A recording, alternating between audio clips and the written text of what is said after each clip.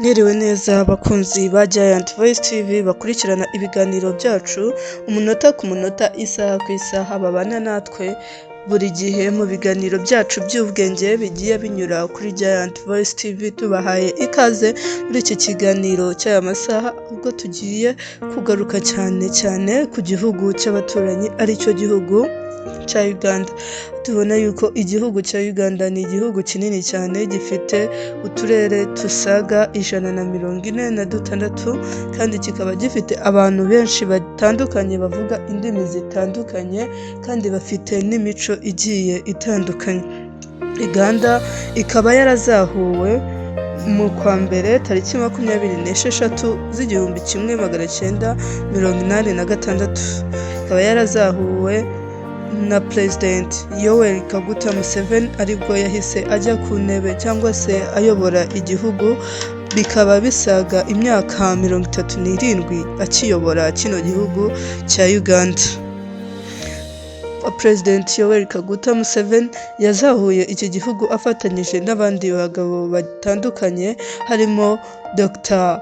Kizza Besigye, ariwe umwe wari uri mu bantu bafatanyije nawe cyangwa se bafatanyije na President Yoweri Kaguta Museveni kuba bazahura iki gihugu cya Uganda. Yatangiye kuyobora igihugu cya Uganda mu ishyaka rya NRA ryitwaga National Resistance Army, ariko ubu ngubu bikaba byarakozwe NRM, ariyo National Resistance Movement.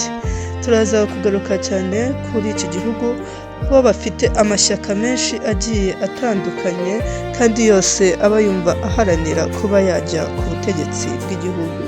Amashyaka ya Uganda atandukanye harimo National Resistance Movement NRM, iyi ngiyi akaba ariryo shyaka riri no ku butegetsi, riyobowe na His Excellency Yoweri Kaguta Museveni.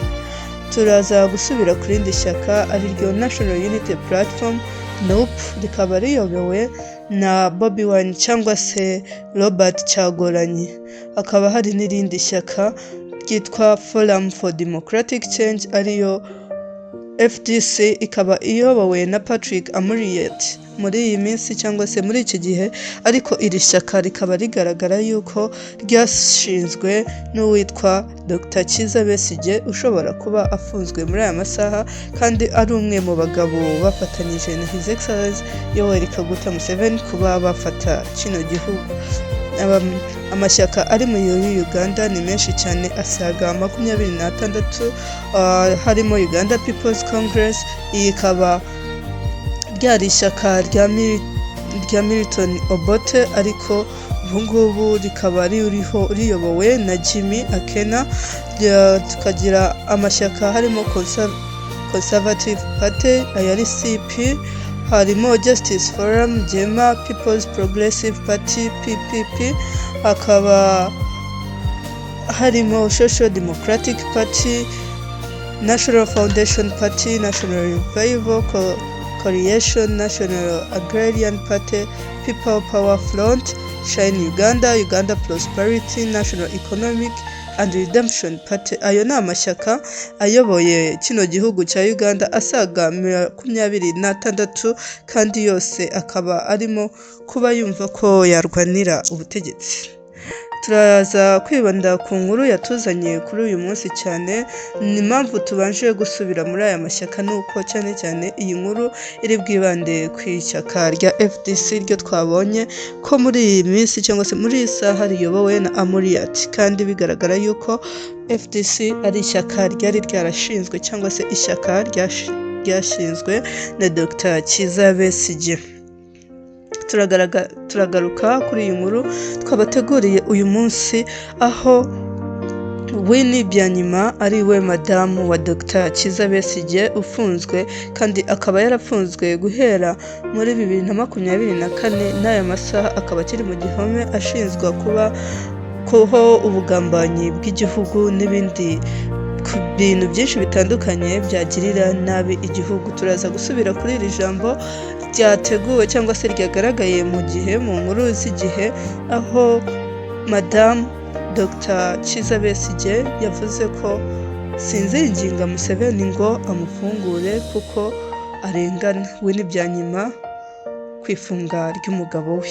Turaza kwikomereza muri iyi nkuru yavuzwe cyangwa se igaragara muri aya masaha, turebe se amagambo y'uyu madamu Kizza Besigye Winnie Byanyuma, turebe uko yagiye ayavuga. Winnie Byanyuma yavuze ko yiteguye guhura na perezida wa Uganda Yoweri Kaguta Museveni ngo baganire ku ifunga ry'umugabo we Kizza Besigye umaze igihe utavuga rumwe n'ubutegetsi. Nk'uko twabivuze, Dr Kizza Besigye ni uw'ishyaka rya FDC kandi biragaragara yuko Dr Kizza Besigye yabanje gukoranaho na His Excellency Yoweri Kaguta Museveni bafata igihugu, aho byaje guhinduka bakaba batarumvishe rumwe, bigahinduka Dr Kizza Besigye ashinze ishyaka rya FDC Forum for Democratic Change na His Excellency akagumana ishyaka rye rya NRM ari ryo National Resistance Movement. Bikaba bigaragara yuko Dr Kizza Besigye byagaragayeho ko yagize ubugambanyi cyangwa se yashatse kugambanira igihugu, ari byo muri bimwe byatumye cyangwa se byaturutseho gufungwa kwe. Dr Besigye yatawe muri yombi tariki ya 16 Ugushyingo 2024 ubwo yari yagiye i Nairobi kwitabira ibirori byo kumurika igitabo cy'umunyapolitiki Martha Karua utavuga rumwe n'ubutegetsi bwa Kenya. Akurikiranyweho ibyaha birimo kugambanira igihugu n'ibyaha bihuzwa n'umugambi wo gukura Perezida Yoweri Museveni ku butegetsi.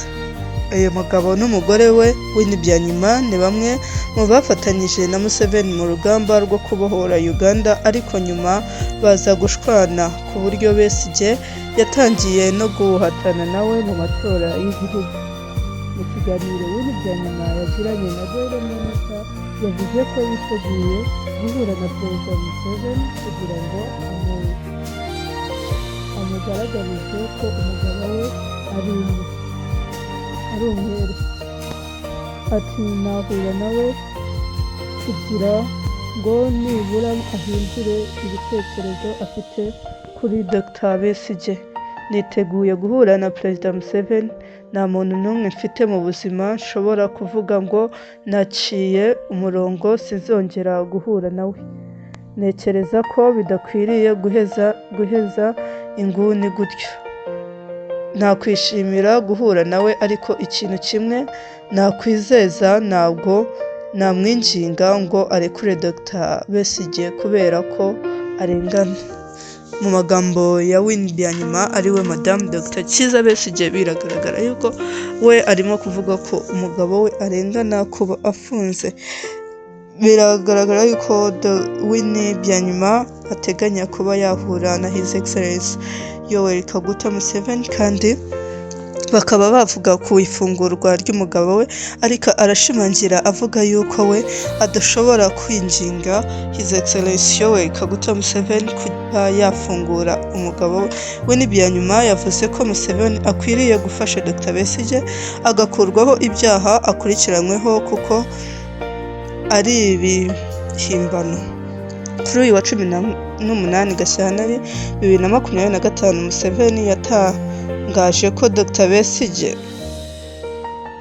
akurikiranyweho ibyaha bikomeye yateguraga, agaragaza ko abantu bifuza ko Uganda igira amahoro bakwiye kwibaza impamvu uyu munyapolitike afunzwe.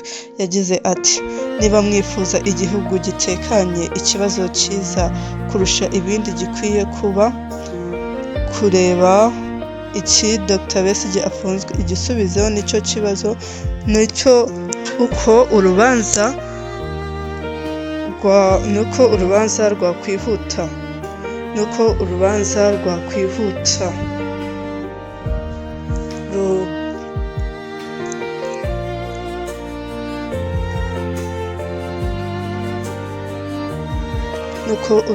rwakwihuta rukaba rwakomezwa cyangwa se bikaba ashinjwa byari byo. Museveni yatangaje ko gukurikirana Dr Besigye muri uru rubanza atari ukwihorera, asobanura ko asobanura ko bigamijwe gukuraho ibibi biterwa n'abicanyi kandi n'igisubizo cyiza ni uko umunyapolitike yaburanishwa byihuse. Dr Kizza Besigye bigaragara yuko ari umwe wafashe cyangwa se wafatanyije na His Excellence Yoweri Kaguta Museveni kuba bafata igihugu cya Uganda nk'uko twatangiye tubivuga, ariko muri aya masaha akaba afunzwe bitewe n'ibyaha bamushinja cyangwa se n'ibyo barimo kumuvugaho. Biragaragara yuko His Excellence Yoweri Kaguta Museveni ntabwo we intego ye ari ukwihorera, ahubwo intego ye ni uko yaburanishwa bakamenya yuko ibyaha koko niwe bireba, ni ukuri cyangwa ni ibihimbano, bikaba byagira inzira aho kugira ngo igihugu cya Uganda kigume kiri mu kajagararo bitewe n'ibintu bya politiki. Babeho mu gihugu cyiza. His Excellence akaba ashishikariza abanya-Uganda ko bagomba kubaho neza birinda ibi bintu byose bishobora kuba byateza umutekano muke mu gihugu cya Uganda. Tunabashimira ku bantu bakurikirana inkuru zacu zigiye zitandukanye. Izo ni zimwe mu nkuru zirimo kuvugwa muri Uganda, aho Winnie Byanyima cyangwa se Madame Kizza Besigye ateganya kuba yahura na His Excellence Yoweri Kaguta Museveni bakavuga ku ifungura ry'umugabo we, kandi ko yifuza yuko kuba yababwira yuko umugabo we nta cyaha afite, barimo kumushinja ubusa cyangwa se barimo kumuhora ubusa. Nabashimira cyane kubwo kudukurikirana, mukomeze mubane natwe ku biganiro byose bigiye bitandukanye kuri Giant Voice TV.